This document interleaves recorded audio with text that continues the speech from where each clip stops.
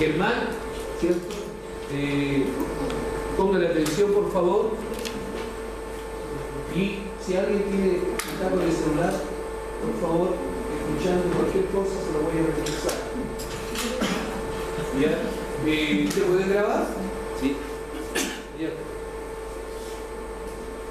Ya. Bueno, chiquillos, nosotros esta vez vamos a hablar del sistema de pensiones en Chile.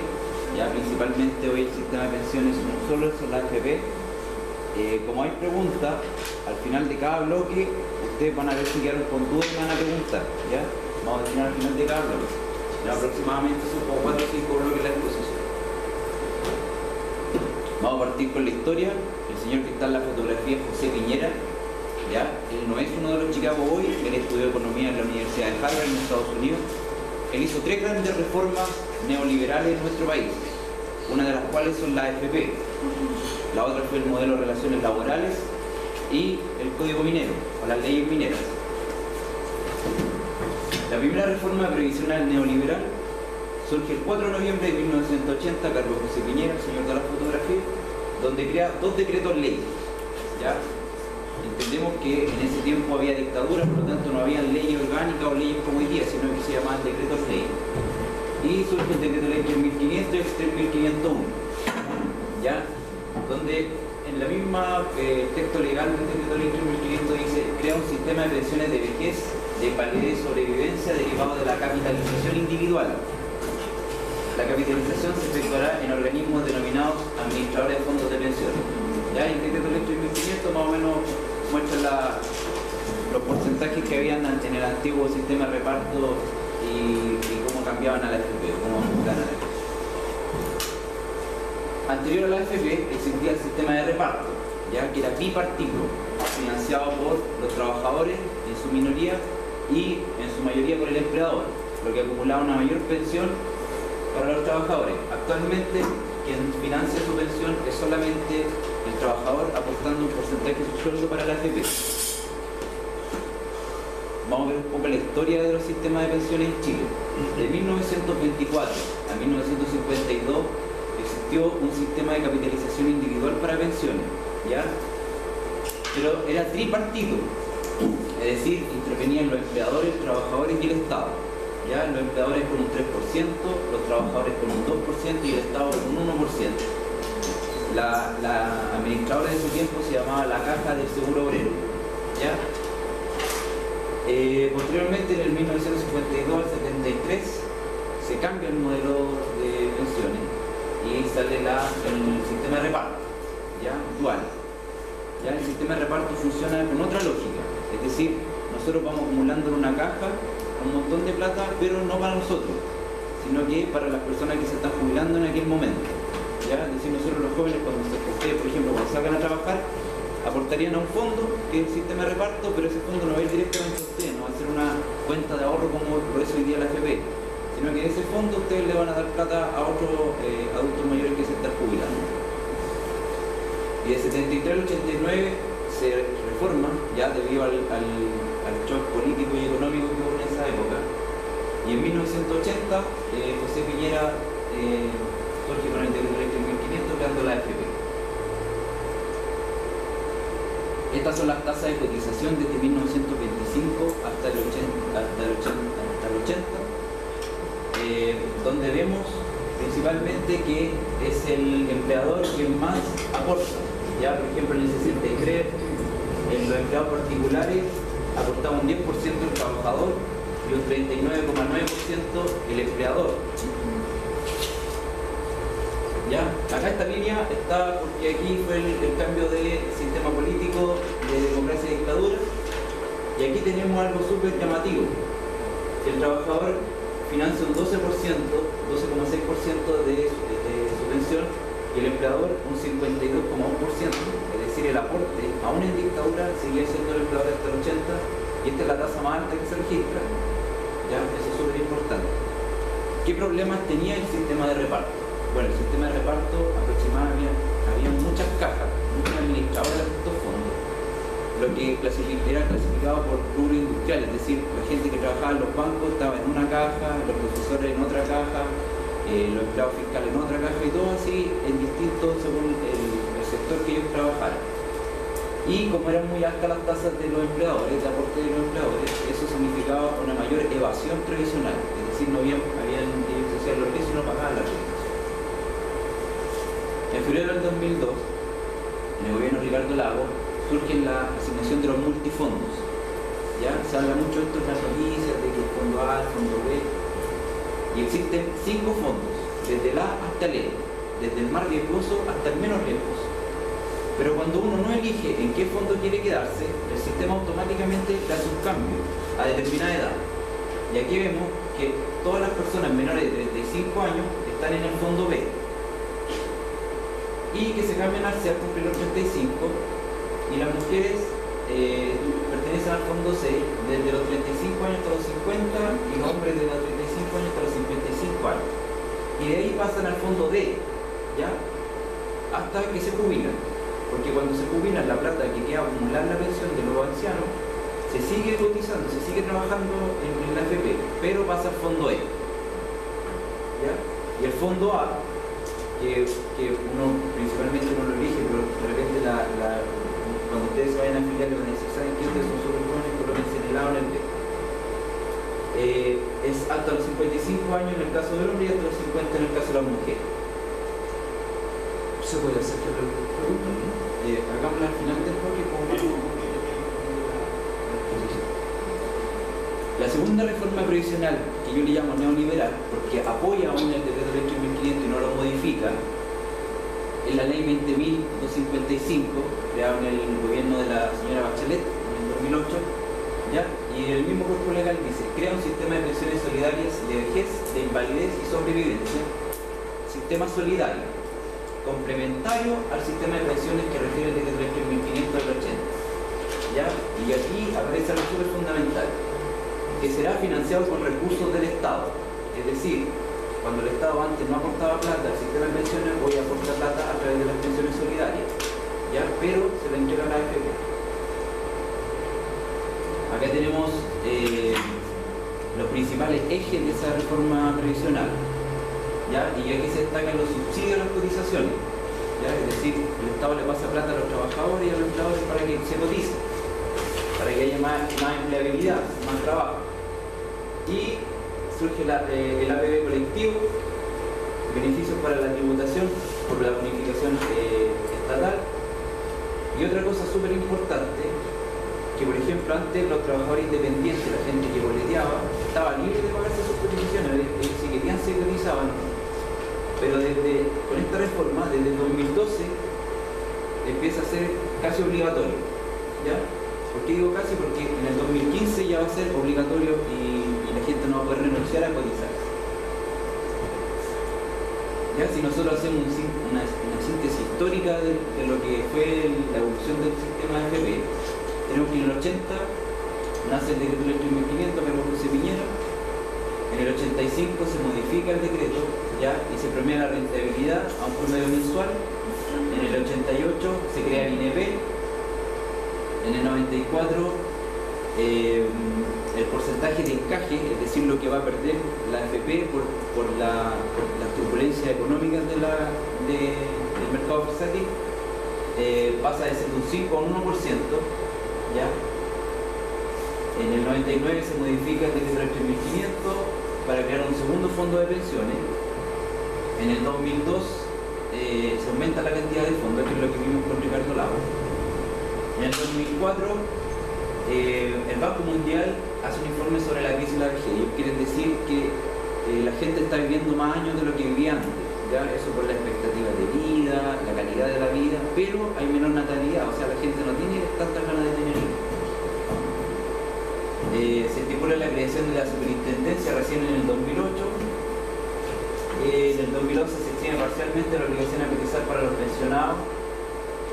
Y en el 2012 la incorporación de los trabajadores independientes, que es lo que les mencionaba, que eso es parte de la reforma del 2008. Y finaliza el primer bloque. El profesor tenía una consulta.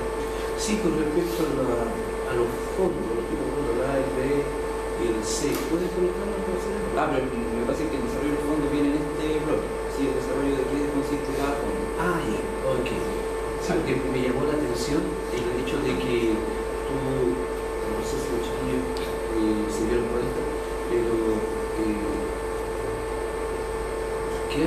persona, ¿cierto?, lo encasillen en un fondo. ¿Y por qué, cierto?, después de cumplir cierta edad lo pasan al otro fondo? Ah, ya, eso lo vamos a explicar otra vez por aquí. Ya, no hay problema. Ya, aquí tiene otra duda con respecto a lo que una pregunta de la creación, lo repartiaste. Bueno, vamos a ver la aplicación y el funcionamiento de este sistema. Vamos a partir de una filosofía del sistema. Cuando José Piñera inventó esta cosa, él no la inventó pensando en el hoy día. Cuando él se presentó a decir que iba a inventar la FP, no dijo una solución para hoy. Él pensó a largo plazo. ¿Ya? Y aquí la consulta es, ¿por qué no pactar antes con qué porcentaje de mi sueldo me voy a jubilar? ¿Ya? Y hay algo súper crítico de la AFP, que socializa las pérdidas, es decir, las pérdidas son para todos, para el trabajador y la AFP, pero las ganancias son solo para ellos. ¿Ya? La AFP podría quebrar si se realizan malas inversiones, poniendo en peligro los ahorros de los trabajadores. Entonces ahí tenemos comunidad en las pérdidas. Al distinguir la ganancia entre la AFP y la de los trabajadores se logra el objetivo de la seguridad, pero hay una separación de las ganancias. ¿Ya? Las oscilaciones de la rentabilidad de fondos no son problemas para el riesgo, está bien diversificado, eso por los fondos, pero se transfieren los riesgos. ¿Ya? Si usted se quiere cambiar de fondo, cámbiese, pero usted asume los riesgos. ¿Ya? Y se crea una cierta disciplina del trabajador. ¿Por qué? Porque los trabajadores van a tener que entender ahora que su AFP, su fondo de pensión, va a ser determinado a cómo evoluciona la economía, ¿ya? Y a la buena marcha de la empresa.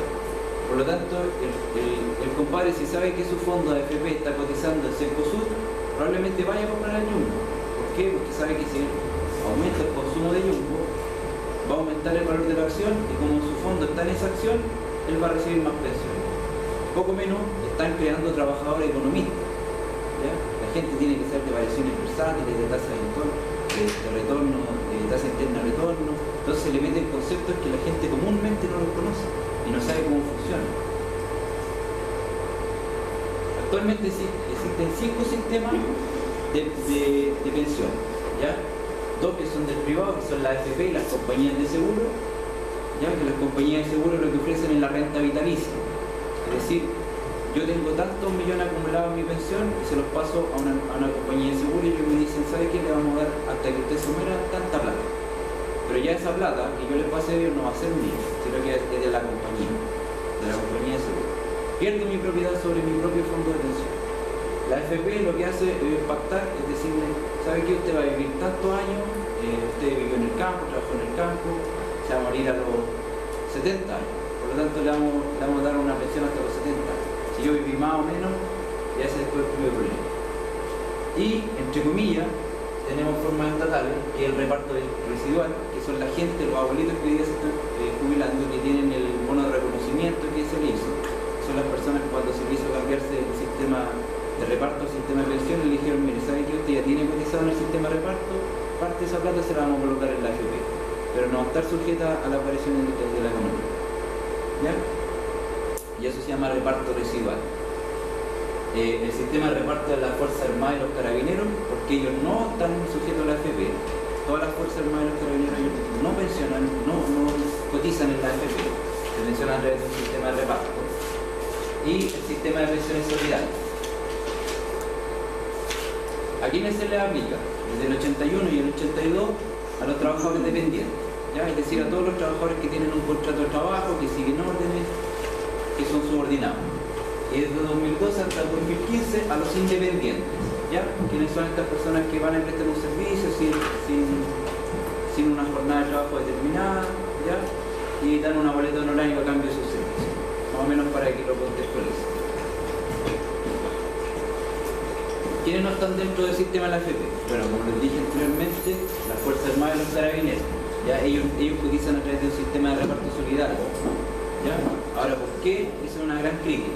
¿Por qué ellos quedaron afuera si el sistema de AFP es tan bueno? ¿Cómo funciona esto? Ustedes cuando vayan a trabajar les van a dar una remuneración, ¿ya? Y la clase de administración tiene que haber explicado que existe la remuneración disponible y la remuneración líquida. La remuneración disponible principalmente o generalmente se compone de el sueldo base, la gratificación, ¿cierto? La hora extra, las comisiones, y todo, en fin, ese tipo de cosas. A esa remuneración imponible están afectos 3 descuentos previsionales, que son la salud, que lo administran dos instituciones, que es FONASA y la ISAPRE. Las dos le cobran el 7%, pero la ISAPRE además le cobra un adicional. ¿Ya? Ese adicional está determinado en UF en su mayoría y va de acuerdo a cuán enfermo sea usted, ¿ya? O cuánto hijos tiene. Por ejemplo, y esto la ISAPRE también hace una discriminación con la mujer, ¿ya? Porque se supone que, entre comillas, se enferman más, viven más, tienen hijos. ¿Ya? Las pensiones, que está en la FP, el 10% de lo que le descuentan al trabajador sea para pensiones, más la comisión que se lleva en la utilidad de la FP. Es como lo que le cobra por administrar esa plata. ¿Ya? Y en el caso de los trabajadores independientes, existe el descuento por cesantía, que es la AFC, que ellos lo administran, y es el 0.6% del sueldo del trabajador. El resto lo coloca el empleador, que es el 2.4%. Siempre es el 3%. Estas son las tasas actuales de descuento de la AFP. ¿Ya? Y aquí hacemos la separación entre trabajadores dependientes e independientes. ¿Ya? Capital con un 11,44, Cuprum un 11,48, Hábitat 12,26, la Ambital, que es la más cara, un 12,36%, Provida 11,54% y la FP Modelo, que es la nueva, con un 10,77%. ¿Ya? Es decir, tenemos comisiones desde los 0,76% hasta el 2,36% del sueldo. ¿Ya? Y los trabajadores independientes la tasa es más alta porque se financian el seguro de invalidez y sobrevivencia. ¿Cómo funciona esto? El trabajador se le descuenta el 10% en la comisión y se va para la FP. La FP va y lo mete a la bolsa, a la especulación. ¿Ya? Es decir, empieza a comprar acciones, empieza a meter plata en empresas que quieren financiamiento rápido.